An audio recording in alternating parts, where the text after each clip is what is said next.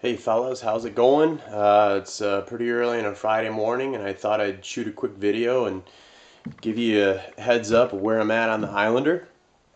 I just finished up the starboard side seat box. You can check that out.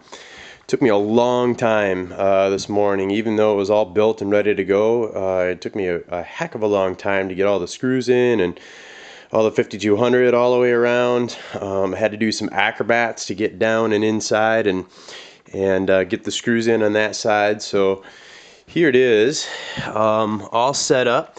You can see I sunk some screws all the way along here on that flange, and then there's the aluminum angle all the way around. You can see down there 5200 on all the mating surfaces, all the way around, flange there, more screws there, and it turned out real well. I'm real happy with it. Again, 5200 on all the mating surfaces all the way around, and then I came back and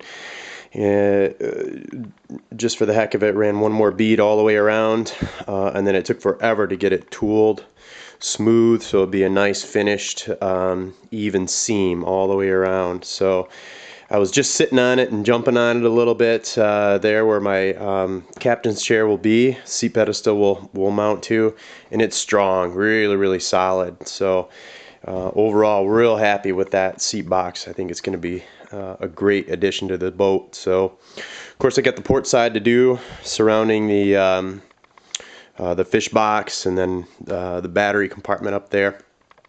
So I thought I would just real quick talk about my whole concept with the structure in here, and I'm certainly not saying it's the right way to go, but it's the way I kind of envisioned way back in the beginning when I started putting the stringers in and the deck in and stuff like that. I honestly, I wanted, as we all know, aluminum boats can be a bit rattly compared to their fiberglass brothers. So I wanted to try to make it a good solid boat, a good solid feeling boat. So here's the basic concept. Of course, I've got the two main stringers running down underneath this deck. And then, as you guys saw earlier in my project, I ran more aluminum from side to side. With all that extra structure, I felt good about going with 1/2-inch plywood. Otherwise, if I did not have all that extra structure, I would have gone something thicker like 3/4 inch or whatever. So everything's fastened down with rivets to the stringers and the structure underneath. So that's the start of it. And then right here, this bulkhead, the deck is laminated and fastened to that bulkhead. So you've got this structure already that's good and solid. That bulkhead is in turn fastened into the hull. See that that piece of aluminum flange right there? So it's fastened to the hull. Now these side panels are in turn right behind that side panel is an aluminum piece of angle, and of course the deck is laminated and fastened to that side panel. All right. The side panel, there's this shelf here. You can see all my stuff in there. There's that shelf that's riveted to the hull back there. And then, of course, the side panel is laminated and fastened to that shelf back there. Back here, it might be hard to see in the dark in there, but back here, you can kind of just make it out just barely. There's this big aluminum chunk that I added that is fastened and laminated to the transom itself and then bent underneath and to hold the deck in place there. The transom behind the engine there, the transom is actually also laminated to that aluminum and big fat block, wood block that's inside there. It's another aluminum angle that's laminated there. Okay. One thing I have to add yet is the side panel back there. I want to add another piece of aluminum angle that that is laminated to the side panel here, and then laminated the transom there. Just give it more beef. And then of course the box itself is laminated and fastened all the way around, you know, connecting everything here.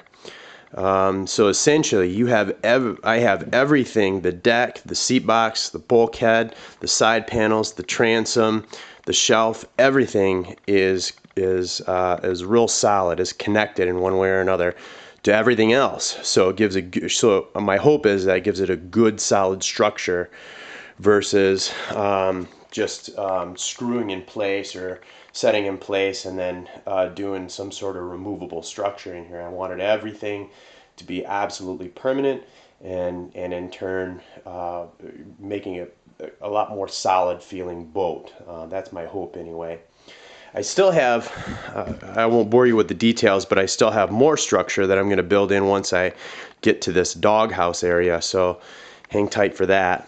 And then of course what's going to happen up here is I'm going to have these bulkheads for these cabin bulkheads, which will get fastened to this bottom bulkhead here, and then you can see that flange there. They'll get fastened there and then fastened up top, so that'll give kind of lateral stability, torsional stability, and then of course structure for the cabin roof itself. So and again, it's going to be tied into everything, so my hope is to give it a good solid feel. I don't want this boat to be rattling and shaking and twisting all around. I want it to be as solid as I can make it. So I hope that works. I hope that's the answer to try to make this a little bit more solid boat. The one huge mistake that I made, and I'm real bummed about, is when I connected these side panels to the deck itself. I used PL, which was fine for the mating surface of the side panel and the aluminum angle that's behind it. That was fine.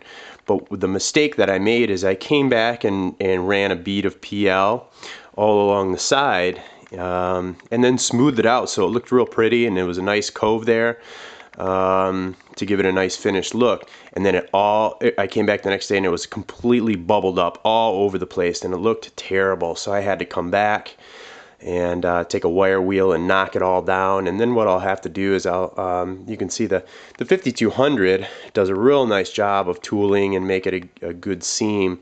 So what I'll do here is I'll probably have to go 2 or 3 times over that with some 5200 and tool it and make sure it looks nice and even all the way across. That was a huge error on my part. I didn't know it was going to all bubble up like that. I've heard that, I guess I read at one point in time that you could put saran wrap over it, over the PL, and it won't bubble like that. I don't know. I have no idea whether that works or not, but that was a real bummer when I came back and that was all bubbled up. So, all right, that's where I'm at for now. Hope you guys have a great weekend. Cheers.